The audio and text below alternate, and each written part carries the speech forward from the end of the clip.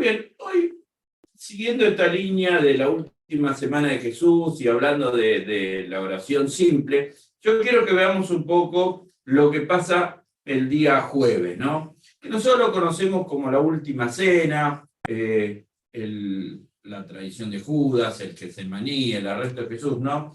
Y habría muchas enseñanzas, pero vamos a centrarnos en algunas poquitas ahí que tienen. Antes de empezar con la lectura bíblica, yo les quería mostrar un poco dónde fue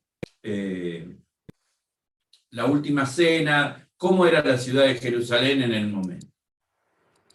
Ahí ustedes ven, ¿sí?, cómo era Jerusalén en la época de Jesús. Solamente lo que sería esto que estoy marcando sería la Jerusalén en el tiempo de Jesús. Es ese momento, ese era el tamaño, era un tamaño muy chico, mucho más grande que el tiempo de David, pero era bastante reducido a nuestro tiempo, y donde está marcado es donde se dice que era el aposento alto, donde la tradición dice que es el aposento alto. No tenemos ciencia cierta dónde era, pero era dentro de la ciudad de Jerusalén, cerca de las murallas. Perdón. Este es donde se dice, donde la tradición nos recuerda, la tradición y sin muchos datos, cómo era el aposento alto. Era un lugar cerca de este tipo de construcción. Es interesante que este lugar, que hoy es un lugar turístico, que pasó a ser una iglesia, fue primero una sinagoga, después fue una iglesia católica, después fue una mezquita y después fue otra vez una iglesia. O sea, más allá, si eso no es un lugar importante en Jerusalén y que tiene su importancia. Este día, el día donde Jesús, para los evangelistas, va a participar de lo que era la cena de Pascua, el Cordero Pascual, donde establece la cena del Señor. La cena del Señor siempre decimos que es parte de la Pascua. Él utiliza los elementos que tiene, como el vino, la copa, ¿sí?, de manera muy simple, no algo muy, muy complejo. Casi era una comida donde él establece ahí su nuevo pacto. Este es un dibujo de un artista, así no comieron la última cena. Nadie se pone para que lo dibujen en la última cena, ¿no? Evidentemente, el artista nos hace recordar los participantes. Siempre me río con este dibujo. Judas aparece sin aureola en el dibujo, es una manera de identificar que era el prisionero. Dice que en la última cena, después de comer y de terminar, van a ir al Getsemaní. El jardín de Getsemaní todavía sigue existente, ese lugar podemos ubicarlo de manera concreta, está enfrente del templo. Fíjense que es interesante este pequeño detalle, ¿no? Por acá estuvo el aposento alto y es muy probable que salieran de la ciudad, hicieran todo este recorrido, ¿sí? Es muy probable, o sea, aunque no era muy amplia la ciudad, tenían que hacer un recorrido para ir a orar, ¿no? Dice la palabra de Dios que era el lugar donde Jesús oraba, donde Jesús se sentaba y en privado. Es un lugar, es un jardín, hay muchos, hay un poco los dibujos que nos recuerdan, hay muchos olivos muy antiguos. Hoy en la actualidad hay olivos de la época de Jesús, donde él acostumbraba, porque daba al templo a orar, a estar en soledad. Y ahí me gustaría que veamos un poco el pasaje. Dice en Lucas 22, 39 al 46, Jesús salió de la ciudad y como de costumbre, ahí ya nos identifica algo, una enseñanza básica, que Jesús tenía esa costumbre de irse a solas a orar, no hacer algo público, notorio, sino simplemente él iba a orar. Se dirigió al Monte de los Olivos y sus discípulos lo siguieron. Cuando llegaron al lugar les dijo, oren para que no caigan en tentación. Entonces se separó de ellos a buena distancia, se arrodilló y empezó a orar. Padre, si quieres, no me hagas beber este trago amargo, pero no es que se cumpla mi voluntad, sino la tuya. Entonces se le apareció un ángel del cielo para fortalecerlo. Pero como estaba angustiado, se puso a orar con más fervor. Y su sudor era como gotas de sangre que caían en la tierra. Cuando terminó de orar, volvió a los discípulos, los encontró dormidos, agotados por la tristeza. ¿Por qué están durmiendo? Los exhortó. Levántense y oren para que no caigan en tentación. Muy interesante. El Señor Jesucristo en estos pasajes nos enseña algunas cosas sobre la oración. Repite 2 veces. Orar para no caer en tentación, no para evitar la tentación. Las tentaciones en el mundo las vamos a tener de diferente manera. Son una gran posibilidad que el diablo quiera tentarnos. Y la manera de no caer en la tentación es orar. Mantenerse firme en la oración. 2 veces el Señor Jesucristo le dice a sus discípulos, oren. Él podría haber dicho, oren por mí, oren por mis situaciones. Estaba dentro de unos minutos o horas, iba a ser arrestado y por ahí podía decir, che, yo soy el centro. Dice, oren para que no caigan en tentación. La primera enseñanza que tenemos de este hermoso pasaje es la oración para no caer en la tentación. Todos sufrimos tentaciones de diferentes modos, de diferentes circunstancias. La manera de evitarlo es orando. Lo segundo que enseña es la disposición que uno tiene al orar.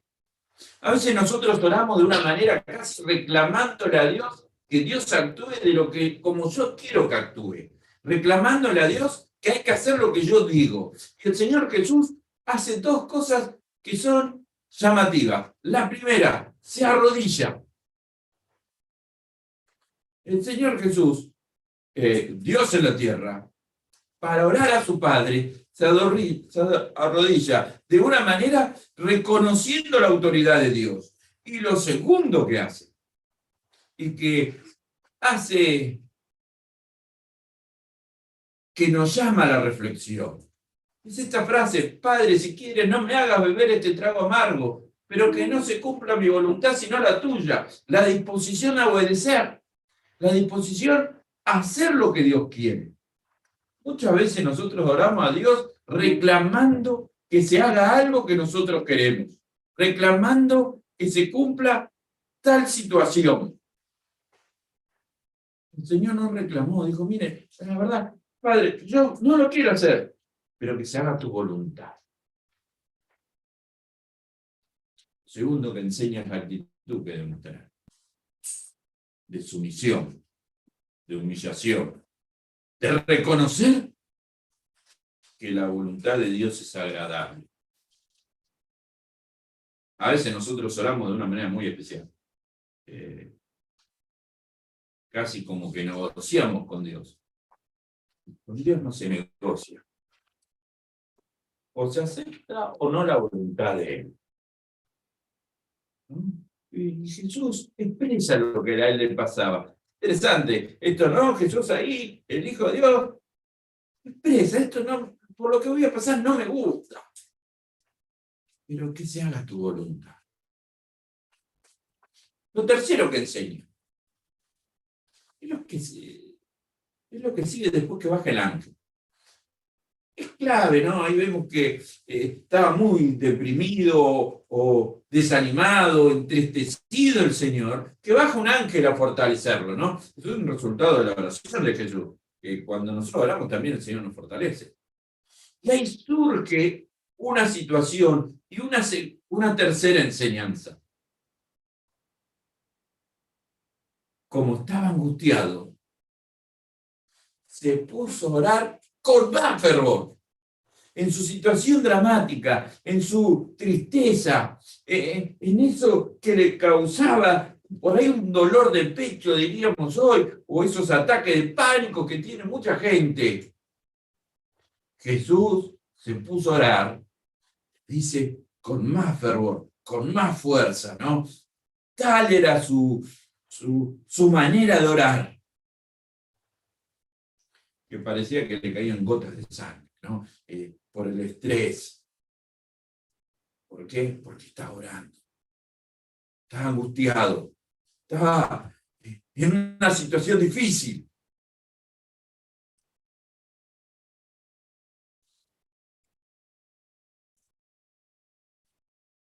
Es interesante, ¿no? Porque cuando él termina de orar,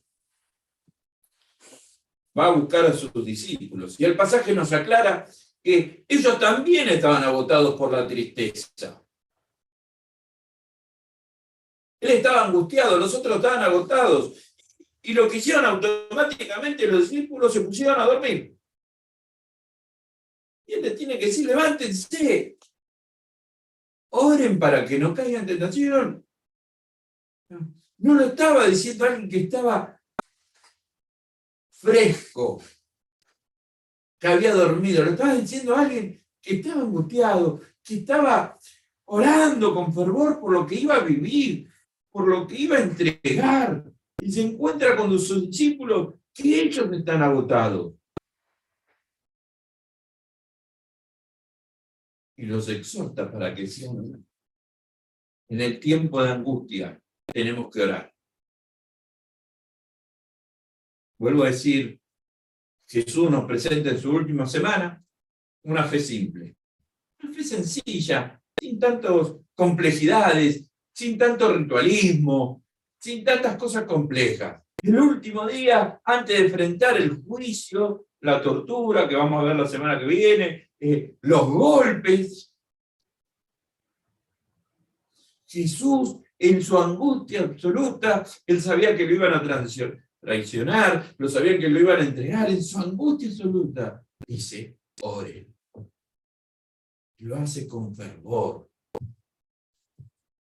lo hace entregando su vida.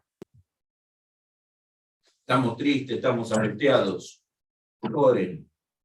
¿Queremos evitar caer en la tentación? Oren.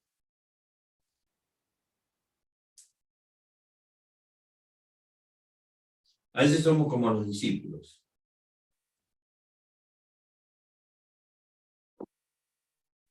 Hay cosas que nos duermen. Nos duermen los problemas, las circunstancias, la situación económica, y dejamos de orar. Y eso genera que nos angustiemos más. Oren. Jesús 2 veces le dice, oren. Él 2 veces se puso a orar. Y una de esas veces lo hizo con más fervor porque estaba agotado. Cuanto mayores son los problemas, la solución la encontramos en la oración. La solución la encontramos en orar con fervor.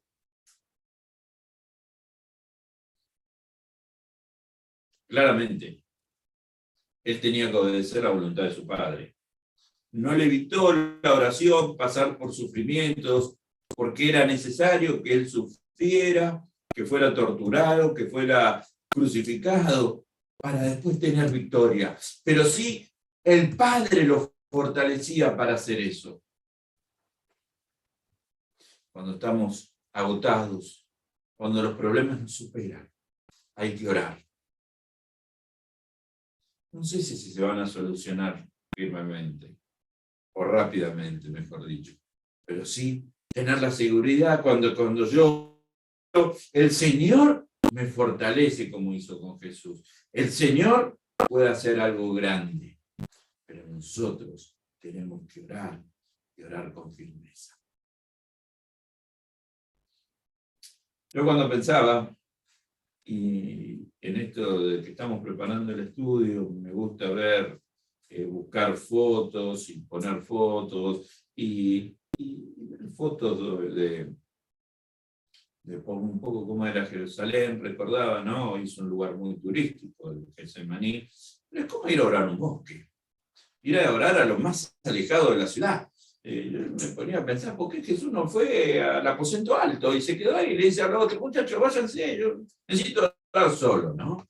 Fue a buscar a donde nada lo interrumpiera, ese lugar donde solo se podría conectar con el Señor. Tenemos que buscar ese lugar donde solo nos podamos conectar con Dios, donde el mundo alrededor se pare por un tiempo, para poder orar y decirle, para poder ser fortalecidos, para poder evitar caer en tentación. Aunque estemos agotados, aunque la tristeza nos apodere, la oración es una herramienta muy poderosa. Y cuando nosotros leemos el Padre Nuestro, es una oración simple, es una oración sencilla, es una oración que apunta a lo más íntimo del ser. El Señor quiere que oremos sencillamente. Y ese es el desafío que yo dejo. Que el Señor nos deja en estos relatos, pero que debemos volver a tomar. Orar para no caer. Orar para cumplir su voluntad. Terminamos con una oración. Señor nuestro Dios, yo te quiero pedir perdón por nuestros pecados, perdón por que muchas veces, Señor, no hemos orado. Hemos discutido, confiado más en nuestras palabras que en la oración. Muchas veces, Señor, en nuestro tiempo de angustia, la oración no fue una herramienta. Que pueda hacer nuestra vida una vida de oración, de entrega. Que tú nos puedas fortalecer y que cada día podamos aprender a orar y orar cada día más. Fortalece a los que están tristes, a los que están pasando problemas. Fortalece a aquellos que por ahí tienen temor de hacer tu voluntad. Que podamos crecer en este aspecto. En nombre de Jesús. Amén.